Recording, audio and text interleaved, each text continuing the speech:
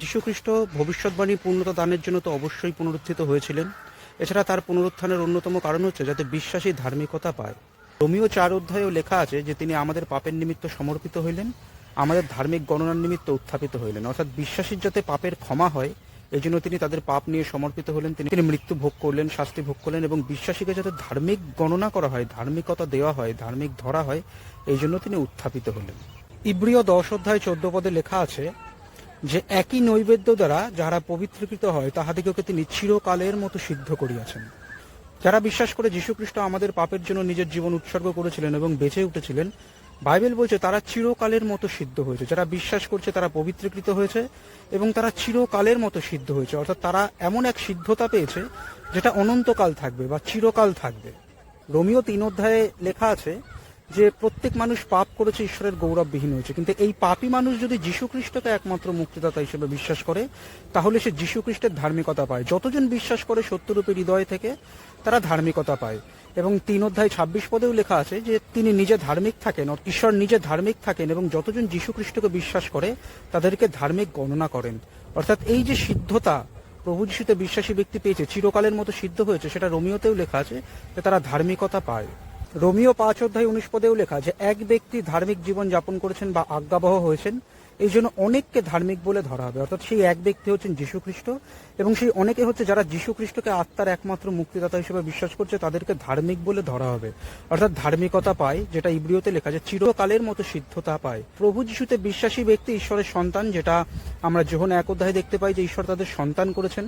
তারা ধার্মিকতা পেয়েছে প্রভু যিশুর নামের গুণে, তারা পাপের মোচন পেয়েছে, যে প্রেরিত পুস্তক 10 অধ্যায় 43 পদেও দেখতে পাই, এবং তারা চিরকালের মতো সিদ্ধ হয়েছে। তারা পরিত্রাণ পেয়েছে, তাদের সমস্ত পাপের ক্ষমা হয়েছে এবং তারা চিরকালের মতো সিদ্ধ হয়েছে বা যীশুখ্রিস্টের ধার্মিকতা পেয়েছে। এগুলো কিন্তু বাইবেল স্পষ্ট করে বলে। তাহলে বিশ্বাস করার পর, পরিত্রাণ পাওয়ার পর সেই ব্যক্তি কিন্তু চিরকালের মতো সিদ্ধ। এবং বিশ্বাস করার পর, পরিত্রাণ পাওয়ার পর যখন কোনো বিশ্বাসী আবার পাপ করে, তা বাইবেলে লেখা যে আমরা সকলে অনেক প্রকারে উছট খাই। অর্থাৎ বাইবেলেও লেখা হয়েছে যে বিশ্বাসীরা পাপ করে ফেলে, তো তখন তাদের এই যে তারা সন্তান হয়েছে, ঈশ্বরের জন্ম দেওয়া সন্তান হয়েছে, যীশুখ্রিস্টের ধার্মিকতা পেয়েছে, চিরকালের মতো সিদ্ধ হয়েছে, এই বিষয়টা কিন্তু নষ্ট হয়ে যায় না। কারণ বাইবেল বলছে তারা চিরকালের মতো সিদ্ধ হয়েছে, একদিন দুদিনের জন্য সিদ্ধ হয়নি, তারা অনন্তকালের মতো সিদ্ধ হয়েছে। সুতরাং এই সময় বিশ্বাসী হওয়ার পর, পরিত্রাণ পাওয়ার পর পাপ করলে ঈশ্বরের সাথে তাদের সহভাগিতা নষ্ট হয়। যদিও তাদের অবস্থান যে তারা যে ঈশ্বরের সন্তান, এই বিষয়টা বজায় থাকে, অনন্তকালের মতোই বজায় থাকে। সেই ব্যক্তি অবশ্যই ঈশ্বরের রাজ্যে উপস্থিত হবে, কারণ তার মধ্যে চিরকালের মতো সিদ্ধতা আছে, যেটা সে যীশুখ্রিস্টের অনুগ্রহে পেয়েছে, নিজে অর্জন করেনি। বিশ্বাসী ব্যক্তি যখন পাপ করে ঈশ্বর তাকে চেতনা দেন, সেই ব্যক্তি ক্ষমা চায়, কারণ সহভাগিতা নষ্ট হয়েছে। অথবা তিনি শাসন করতে পারেন, প্রহার করতে পারেন, কারণ সহভাগিতা নষ্ট হোক, এটাও ঈশ্বর চান না। কিন্তু সেই ব্যক্তি যে ঈশ্বরের সন্তান, এটা চিরকালই বজায় থাকে। এবং এই সহভাগিতা নষ্ট হওয়ার কারণে, যেমন বললাম, ঈশ্বর শাসন করেন। বা 1 করিন্থীয় 3 অধ্যায়ে আমরা দেখতে পাই যে সেই দিন, অর্থাৎ বিচার দিলে কার কেমন কর্ম সেটা প্রকাশ পাবে। যে যত ভালোভাবে পৃথিবীতে জীবন কাটিয়েছে বিশ্বাসী হওয়ার পর, পরিত্রাণ পাওয়ার পর, ঈশ্বরের সন্তান হওয়ার পর, তো ঈশ্বর তাকে সেই অনুযায়ী বেতন দেন। যার কর্ম পুড়ে যায়, অর্থাৎ বিশ্বাসী হওয়ার পর হয়তো কিছু কিছু ভুলও করেছে, তার জন্য পৃথিবীতে সে শাসন পেতেই পারে, এবং সেই স্বর্গীয় পুরস্কার যখন তিনি দেন, সেই সময় কিন্তু সে পুরস্কার হারায়, সে ক্ষতিগ্রস্ত হয়। কিন্তু লেখা আছে সে আপনি পরিত্রাণ পায়। কেন? কারণ সে সঠিক বিশ্বাসী হয়ে ঈশ্বরের সন্তান হয়েছে। অর্থাৎ বিশ্বাসী হওয়ার পর যদি আমরা পাপ করি, তাহলে আমাদের অবশ্যই ক্ষমা চাওয়া উচিত, কারণ এতে সহভাগিতা নষ্ট হয়। কিন্তু আমাদের যে অবস্থান, অর্থাৎ আমরা যে ঈশ্বরের সন্তান, তিনি যে আমাদের জন্ম দিয়েছেন, এই বিষয়টা কিন্তু চিরকালই স্থির থাকে। এবং পাপের কারণে তিনি শাসন করেন, পুরস্কার কম দেন, কিন্তু বিশ্বাসী অবশ্যই ঈশ্বরের রাজ্যে উপস্থিত হয়, কারণ বিশ্বাসী ঈশ্বরের জন্ম দেওয়া সন্তান, সে চিরকালের মতো সিদ্ধতা পেয়েছে। অর্থাৎ সঠিক রূপে প্রভু যিশুতে বিশ্বাসী হওয়া খুব প্রয়োজন, তাহলেই আমরা চিরকালের মতো সিদ্ধতাটা পাই, ঈশ্বরের সন্তান হই। সঠিক বিশ্বাস হচ্ছে যীশুখ্রিস্ট একমাত্র মুক্তিদাতা, পিতা পুত্র পবিত্র আত্মা এক ঈশ্বর, যীশুখ্রিস্ট একমাত্র মুক্তিদাতা। যীশুখ্রিস্টের সাথে অন্য কোনো মুক্তিদাতা নেই। মরিয়ম স্বর্গদূত তাদের কাছে প্রার্থনা করে তাদেরকে আমাদের ঈশ্বরের জায়গায় বসানো উচিত না, তাহলে আমরা ভুল বিশ্বাস করছি। বা মাতা ঈশ্বর বা অন্য কেউ আছে যে মুক্তিদাতা, যীশুখ্রিস্ট যে একমাত্র মুক্তিদাতা এমন না, এমন বিশ্বাস করলে সেটা ভুল। যীশুখ্রিস্ট একমাত্র মুক্তিদাতা, তার অনুগ্রহ আমাদের স্বর্গে নিয়ে যাওয়ার জন্য যথেষ্ট, কারণ তাকে বিশ্বাস করলে আমরা ধার্মিকতা পাই এবং চিরকালের মতো সিদ্ধ হই।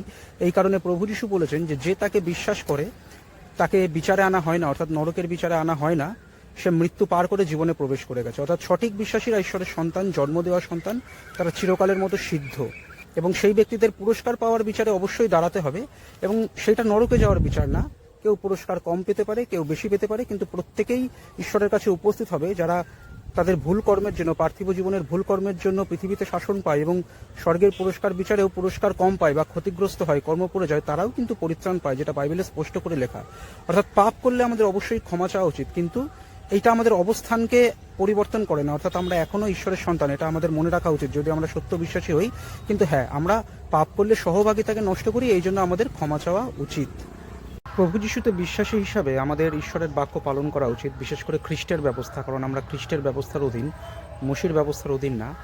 পাপ থেকে দূরে থাকার চেষ্টা করা, মানুষকে প্রেম করা, প্রার্থনা করা, আরাধনা করা, প্রচার করা, উপবাস করা, এই সমস্ত কিছু আমাদের করা উচিত, কিন্তু এইগুলো করে আমরা পরিত্রাণকে ধরে রাখি তা না। প্রভু যিশুকে বিশ্বাস করার কারণে যে আমরা ধার্মিকতা পাই, যে কারণে তিনি পুনরুত্থিত হয়েছিলেন যাতে বিশ্বাসী ধার্মিকতা পায়, সেই ধার্মিকতার মধ্যে দিয়ে সেই বিশ্বাসী চিরকালের মতো সিদ্ধ হয়। অর্থাৎ যীশু খ্রিস্টের অনুগ্রহে এক বিশ্বাসী যে ধার্মিকতা পায়, তার ভিত্তিতেই পরিত্রাণ তার মধ্যে চিরকাল থেকে যায়। সেই ব্যক্তি নিজের ক্ষমতায় পরিত্রাণকে ধরে রাখে না। বিশ্বাসী হিসাবে আমরা যীশু খ্রিস্টের অনুগ্রহে বিনামূল্যে পরিত্রাণ পাই এবং বিনামূল্যেই পরিত্রাণ চিরকালের মতো থেকে যায়, কারণ তিনি তার ধার্মিকতা দিয়েছেন, আমাদের চিরকালের মতো সিদ্ধ করেছেন। আমরা বাক্য পালন করে ঈশ্বরের বিভিন্ন আশীর্বাদ পাই এবং স্বর্গীয় পুরস্কার পাবো ভবিষ্যতে। যদি ভুল করি শাসন পাবো, স্বর্গীয় পুরস্কার কম পাবো, কিন্তু বিশ্বাসী হয়েছে যে আমরা যীশু খ্রিস্টের অনুগ্রহে চিরকালের মতো সিদ্ধতা পেয়েছি, ধার্মিকতা পেয়েছি, এই কারণে পরিত্রাণ আমাদের ভিতরে থেকে যাবে তার অনুগ্রহে। যে ব্যক্তি যীশু খ্রিস্টকে একমাত্র মুক্তিদাতা হিসেবে বিশ্বাস করে, সে পবিত্র আত্মা পায়, পবিত্র আত্মা দ্বারা মুদ্রাঙ্কিত হয় এবং পবিত্র আত্মা তাকে খ্রিস্টের ব্যবস্থা পালনের শক্তি দেয়। যদি আমরা পাপ করি, পবিত্র আত্মা দুঃখিত হন, কারণ ঈশ্বরের সাথে আমাদের সহভাগিতা নষ্ট হয়, এই জন্য আমাদের ক্ষমা চাওয়া উচিত, কিন্তু পবিত্র আত্মা কখনো ছেড়ে চলে যান না। কারণ যীশু খ্রিস্টের দেওয়া ধার্মিকতা বিশ্বাসীর ভিতরে থাকে, সেই কারণে সেই ব্যক্তি চিরকালের মতো সিদ্ধ। এই কারণে পবিত্র আত্মা তাকে ছেড়ে চলে যান না এবং পরিত্রাণও সে কখনো হারায় না। কিন্তু পাপ করলে সহভাগিতা নষ্ট হয় ঈশ্বরের সাথে, এই কারণে ক্ষমা চাওয়া অবশ্যই উচিত।